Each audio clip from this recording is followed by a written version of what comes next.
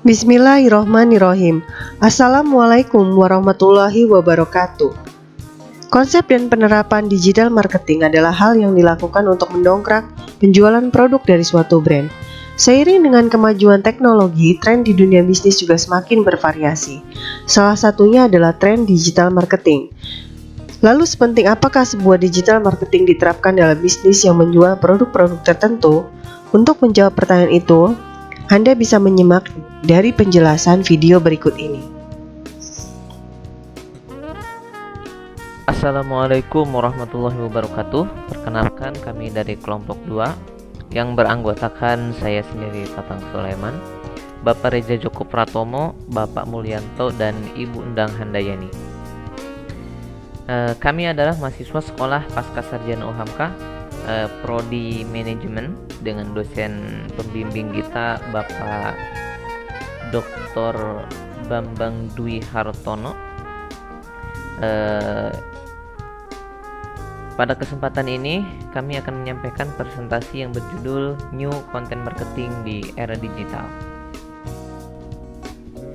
Ada 4 pokok bahasan yang akan kami coba sampaikan pada kesempatan kali ini. Yang pertama adalah pentingnya content marketing, kemudian yang kedua adalah konsep new content marketing, dan yang ketiga adalah langkah membuat content marketing. Yang keempat adalah contoh dan analisis atau bagaimana efektivitasnya, pengaruh dan kelemahan content marketing. Nah, di sini kita bicara tentang perubahan pasar ya. Kenapa penting sebuah konten marketing itu? Di sini kita bicara tentang perubahan pasar dari pola pemasaran lama ke pola pemasaran yang baru. Nah, pola pemasaran saat ini harusnya bersifat horizontal, yang artinya pola komunikasinya menjadi human to human, bukan lagi business to human, bukan dari atas ke bawah. Dalam kata lain, konsumen sejajar dengan produsen lah, seperti itu ya. Misalkan produk bisa diciptakan atau di co-create secara bersama-sama. Nah, artinya konsumen dengan produsen itu sudah bisa berkolaborasi, baik dengan konsumen ataupun dengan komunitas. Kemudian maka harganya pun karena di co-create bersama, harganya juga bisa bersaing atau sangat fleksibel untuk dijual gitu. Untuk diberikan sebuah nilai itu, suatu produk menjadi sangat fleksibel karena kan co-create-nya juga bersama. Sudah begitu, produk ini atau co-creation yang tadi di co-create bersama itu kemudian diambil alih oleh komunitas dalam pemasarannya. Nah, jadi misalkan bagaimana TripAdvisor itu dia menguasai pasar perhotelan gitu, Traveloka yang menguasai tiketing dan tiket penginapan hotel gitu. Nah, seperti itu contohnya. Kemudian maka akhirnya perusahaan menjadi tidak bisa berkutik gitu ya, tidak banyak berkutik dalam tanda kutip. Apalagi kalau produk atau co-create tadi atau creation tadi tidak menjadi conversation di pasar, maka secara langsung hal ini akan mempengaruhi keberlangsungan produk tersebut. Nah, dalam kondisi seperti ini, yang namanya content marketing menjadi sangat penting.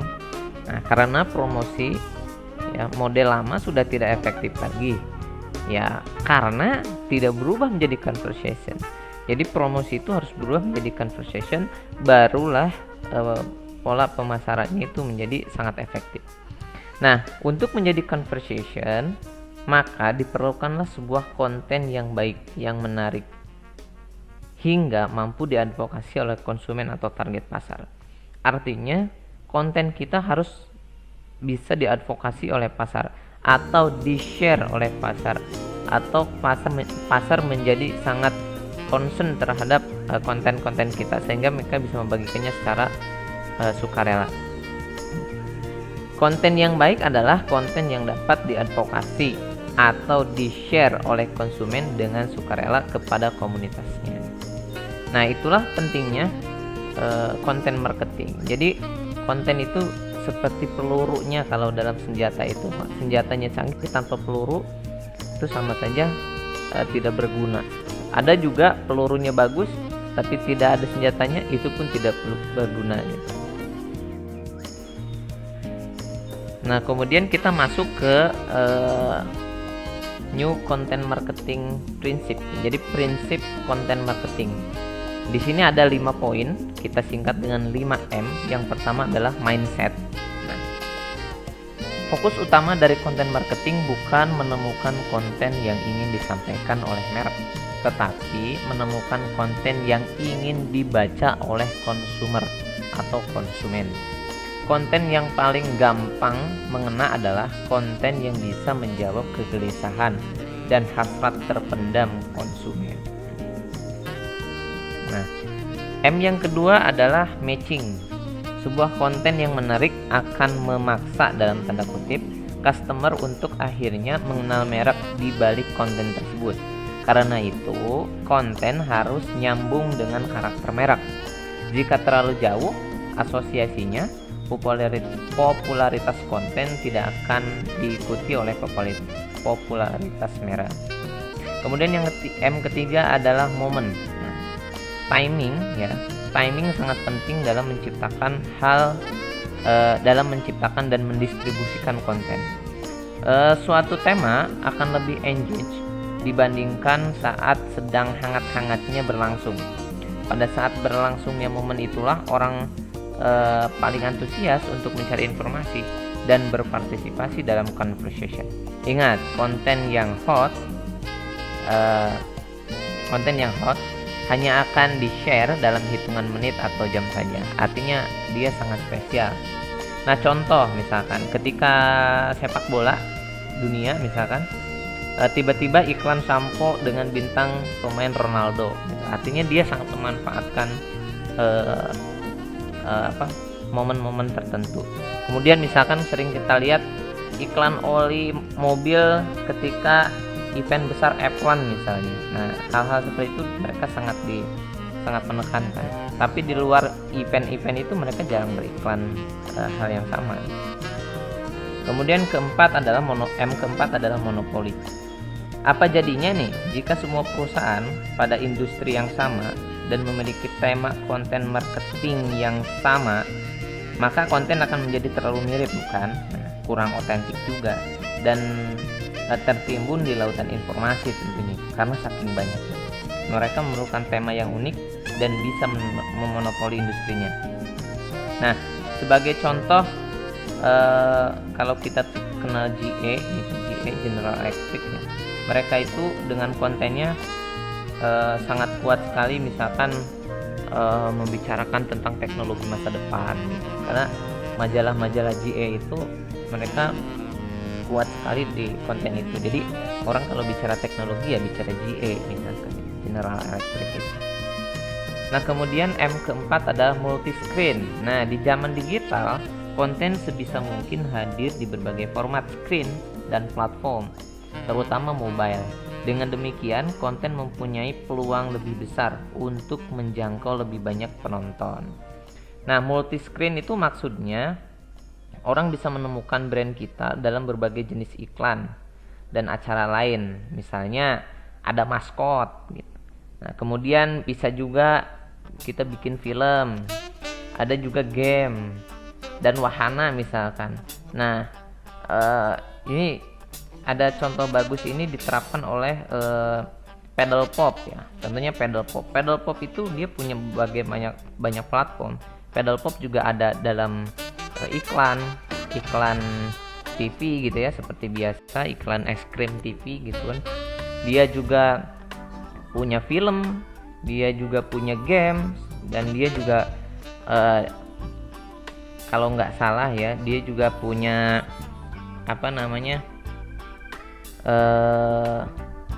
maskot gitu ya. Dia punya maskot juga kan.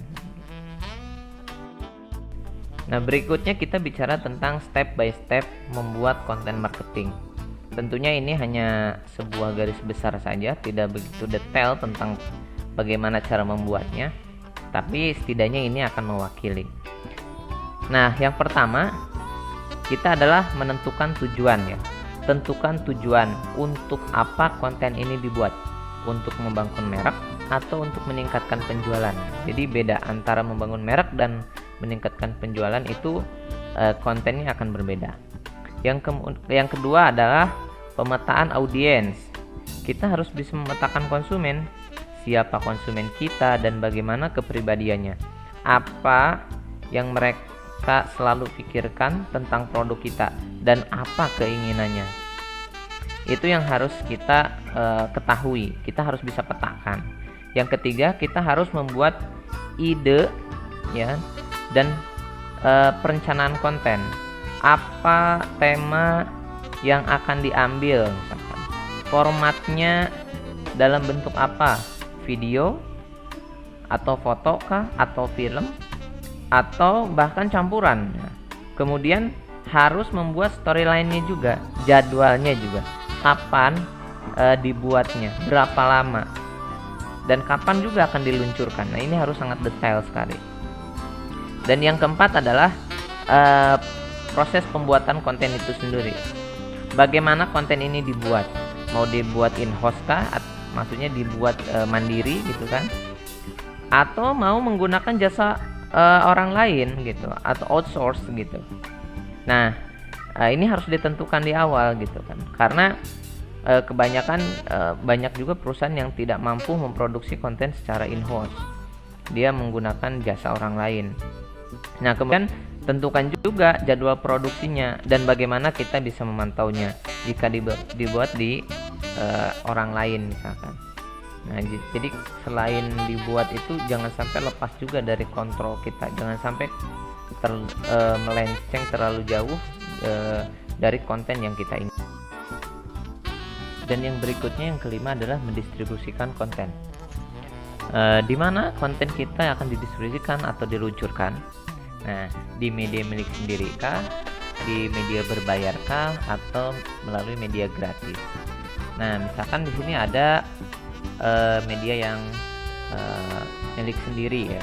Media milik sendiri ya seperti majalah, buku, media sosial yang sendiri ya, email, kemudian ada mobile application, kemudian ada website, blog, komunitas, dan lainnya.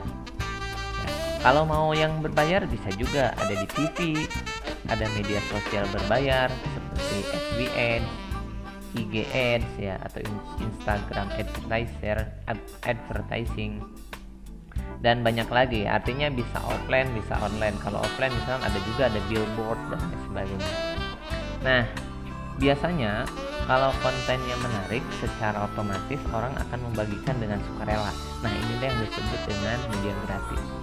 Nah, kalau konten kita bagus, sekali kita upload di media pribadi kita atau di media milik kita, itu biasanya orang-orang akan membagikannya secara gratis ya, kalau kontennya menarik, bermanfaat, dan lain sebagainya lah, berbagai macam alasan. Nah, kemudian yang keenam adalah penguatan konten. Agar konten marketing itu bisa meluas dan menjadi viral, pemasar harus menguatkan kontennya. Ya, caranya ya banyak. Ada, misalkan kita bisa mendekati para influencer, bisa juga menggunakan buzzer atau orang yang penting dalam sebuah grup atau komunitas. Tujuannya ya agar produk kita sering dibicarakan atau menjadi buah bibir bagi semua orang gitu. Nah, kemudian yang ketujuh adalah mengevaluasi konten. Pemasar itu harus mengevaluasi konten marketingnya yang telah dia hasilkan. Pengukuran kinerjanya harus dilakukan secara ada dua. Pertama, secara strategis dan taktikal.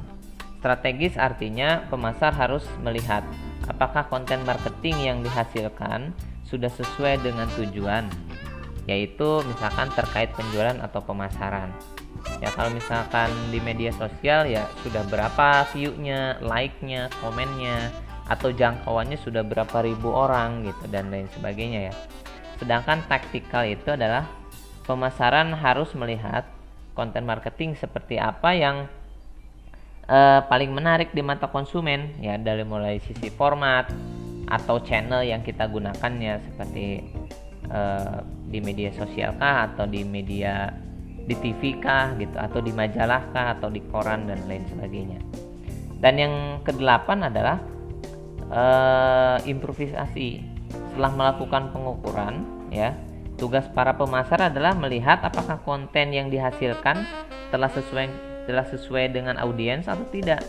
Jika belum, ya harus melihat apakah terjadi kesalahannya pada sisi konten kah, atau tema kah, atau mungkin pada format atau distribusinya. Nah, artinya berikutnya harus dikembangkan lagi dan lagi, harus dievaluasi, kemudian dikembangkan lagi, di mana perubahannya, di mana yang harus diimprove-nya.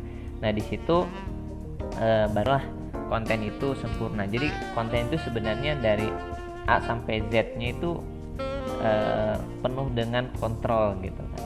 Jadi tidak hanya dibikin kemudian disebar sudah, tapi sejatinya konten yang bagus itu adalah dikontrol dari mulai perencanaan hingga dievaluasi di akhir.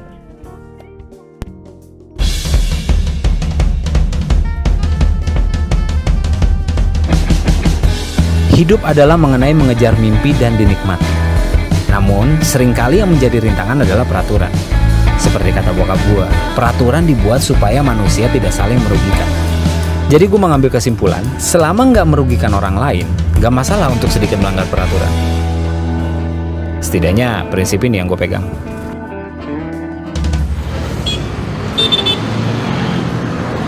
Ini kan kita mau muter balik. Kalau belok kanan dulu baru muter balik di sana, itu terlalu jauh, bisa hilang 5 menit. Jadi yang harus kita lakukan adalah perhatikan sekitar. Aman, Kak. Oke ya, tancap.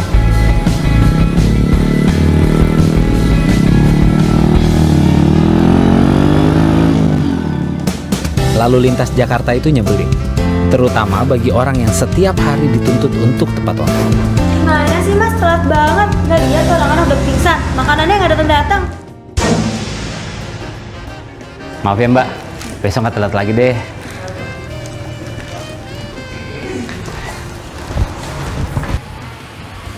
Kak, gantian ya aku yang nyetir. Oke. Sip. Bokap gue bilang, peraturan di jalan itu dibuat supaya keadaan jadi teratur dan orang-orang gak saling merugikan. Tapi tanpa melanggar peraturan aja jalan di Jakarta udah gak teratur. Kamu lihat lampu merah jalur itu? Nah, habis jalur itu jalan, itu giliran kita. Jadi waktu lampu hijau itu berubah jadi merah, kita langsung tancap gas. Lumayan, hemat beberapa detik. Ya.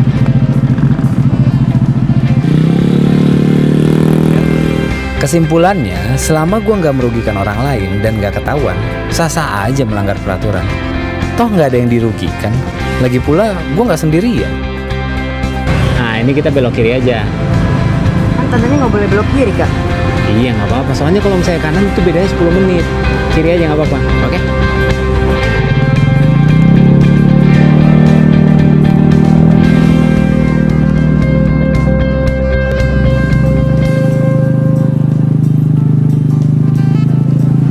Jangan takut, kita drama.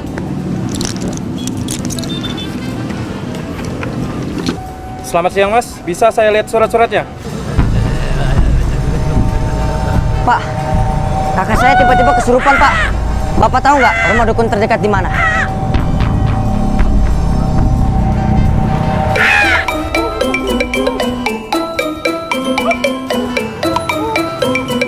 Kalau rumah dukun terdekat saya tidak tahu mas. Di sana sedang ada yang syuting uji nyali. Lebih baik mas ke sana aja deh. Siapa tahu ada yang bisa bantu. Oke, Pak.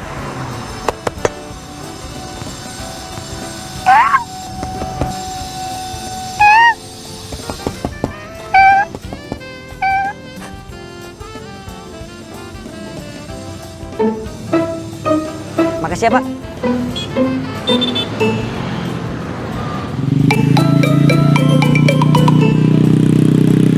Hidup itu yang penting harus mau.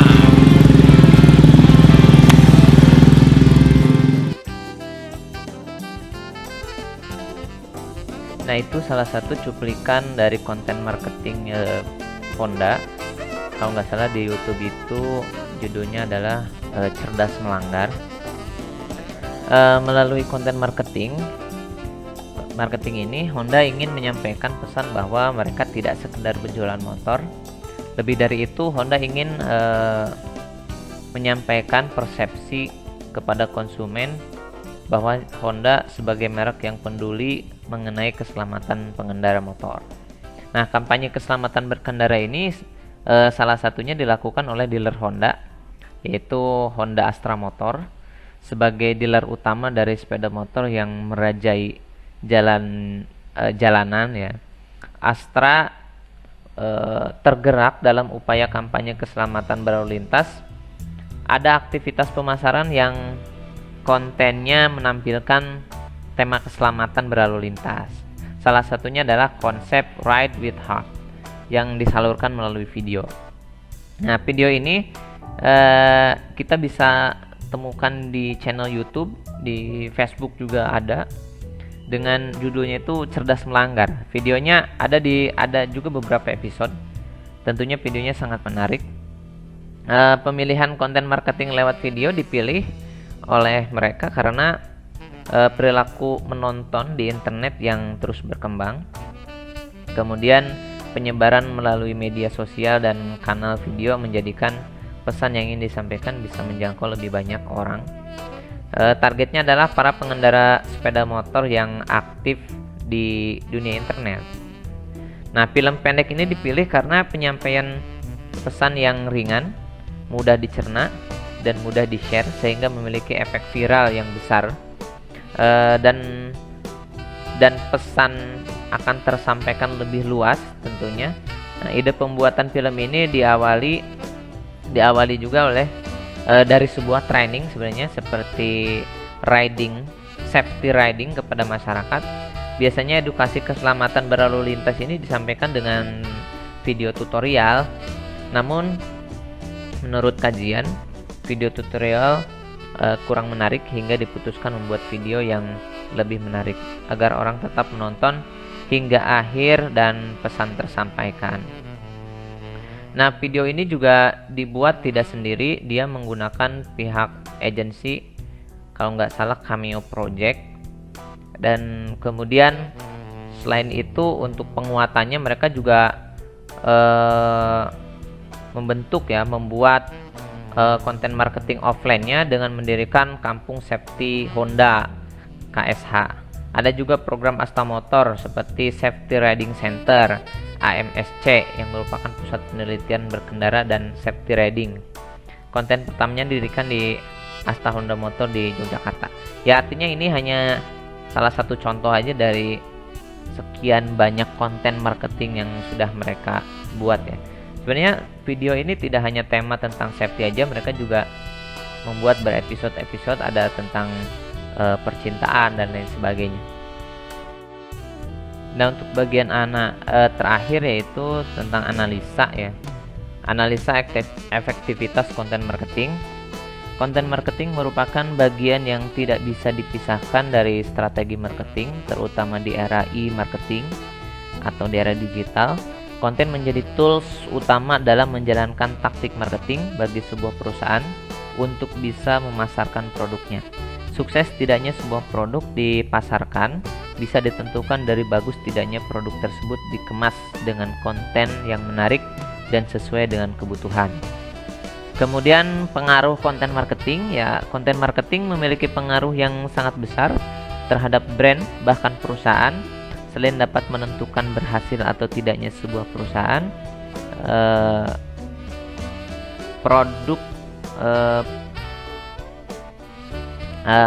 maksud saya berhasil tidaknya sebuah pemasaran produk, konten juga bisa mempengaruhi baik buruknya citra brand dan perusahaan secara langsung, yang artinya bisa berimbas pada pendapatan perusahaan bahkan berlangsungnya sebuah perusahaan.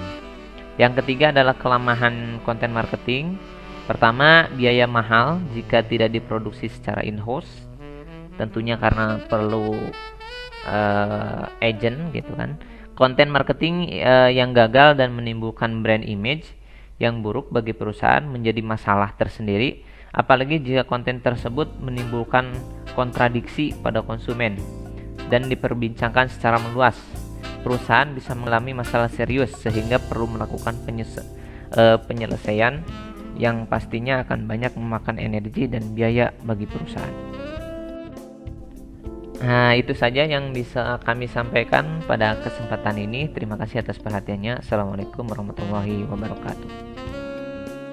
Assalamualaikum warahmatullahi wabarakatuh. Perkenalkan, kami dari kelompok 3 dengan anggota Indah Ayu Lestari, Murjiana Chandra Ais Andika, Ernita, dan Haidar Ahmad. Di PowerPoint kali ini kami akan membawakan materi mengenai sosial media marketing. Apa itu sosial media marketing?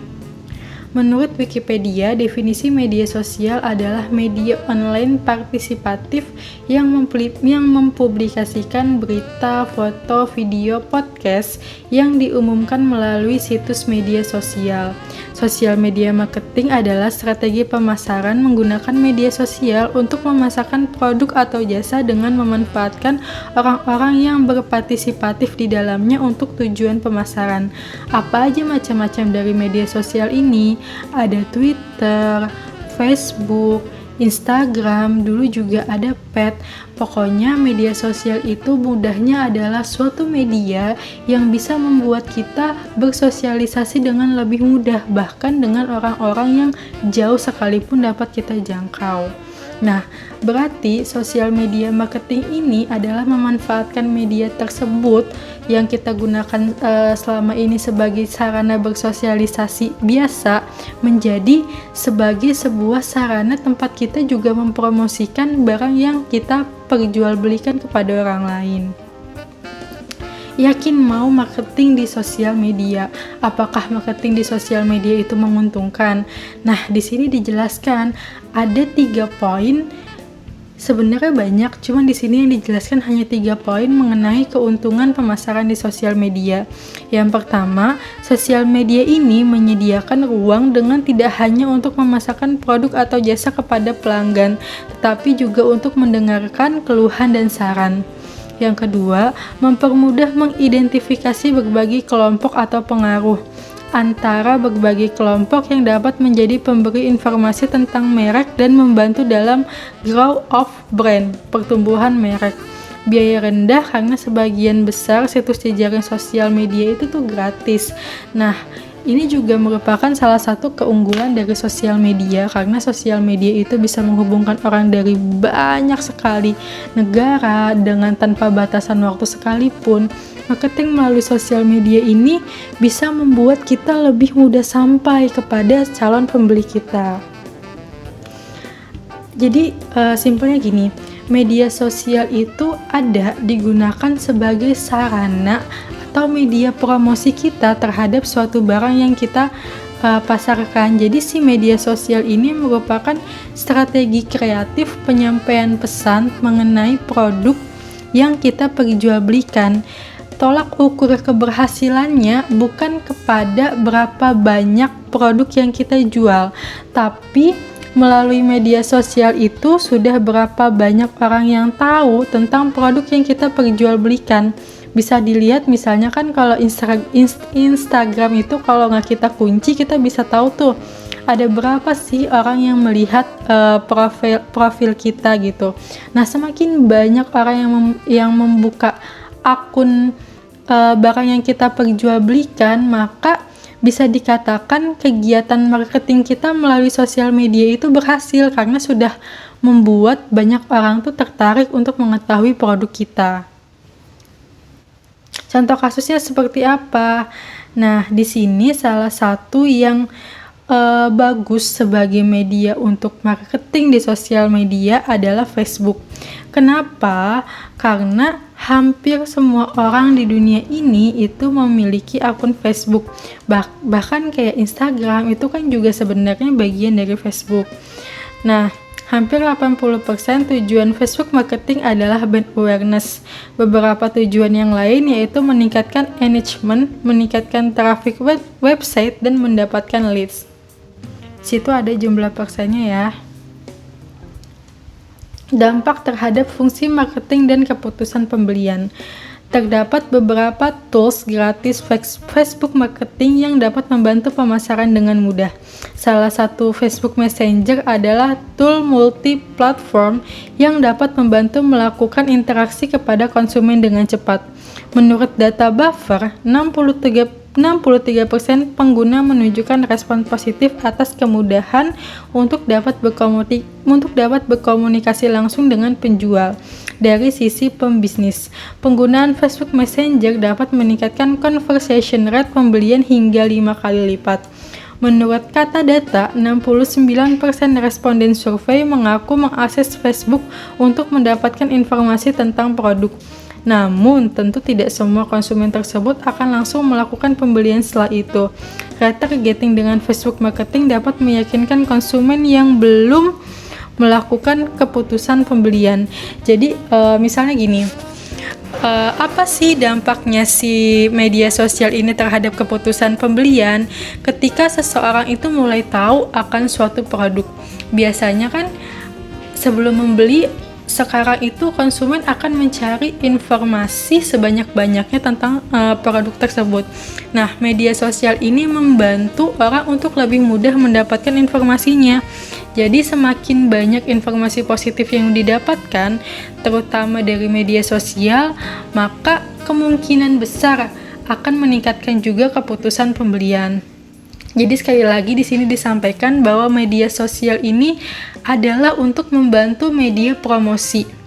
Di salah satu makalah yang kami buat juga disebutkan bahwa ada salah satu restoran yang menggunakan sosial media, bahkan dia menggunakan influencer, dan itu terbukti meningkatkan awareness masyarakat tentang restoran tersebut. Jadi setelah dia mengiklankannya melalui influencer di Instagram, itu orang jadi tahu, oh ada loh restoran ini gitu. Jadi disitulah yang namanya fungsi dari media sosial marketing. Daftar pustakanya bisa ada di sini dan lebih banyak lagi sebenarnya, tapi kita tidak cantumkan semua. Semoga apa yang tersaji di dalam pembahasan ini bisa sedikit membantu. Kurang lebihnya kami dari kelompok 3 mohon maaf. Billahi fisabilil haq fastabiqul khairat. Wassalamualaikum warahmatullahi wabarakatuh.